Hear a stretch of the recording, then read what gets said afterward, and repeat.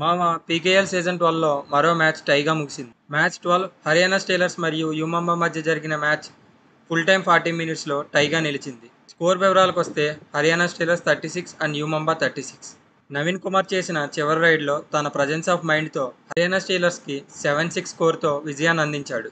Next మనం ఇరు జట్లు రేటింగ్ విభాగం గురించి డిస్కస్ చేస్తే యుమంబా నుంచి టాప్ రైడర్గా అజిత్ చాహ్వాన్ సూపర్ టెన్ చేసి 12 రైడ్ పాయింట్స్ చేయగా తనకు సపోర్ట్గా సందీప్ కుమార్ 4 రైడ్ పాయింట్స్ చేశాడు.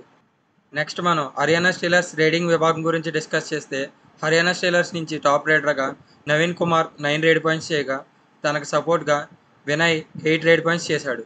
నెక్స్ట్ మనం ఇరు జట్లు డిఫెన్స్ విభాగం గురించి డిస్కస్ చేస్తే యుమంబాస్ నుంచి టాప్ డిఫెండర్గా captain Sunil Kumar 2 tackle points చేయగా తనకు సపోర్ట్గా రోహిత్ అండ్ లోకేష్ గోస్లియా కలిపి చెరో 2 ట్యాకిల్ పాయింట్స్ చేశారు. నెక్స్ట్ మనం హర్యానా స్టీలర్స్ డిఫెన్స్ విభాగం గురించి డిస్కస్ చేస్తే హర్యానా స్టీలర్స్ నుంచి టాప్ డిఫెండర్గా నీరజ్ కుమార్ 2 ట్యాకిల్ పాయింట్స్ చేయగా తనకు సపోర్ట్గా జైదీప్ అండ్ రాహుల్ కలిపి చెరో 2 ట్యాకిల్ పాయింట్స్ చేశారు.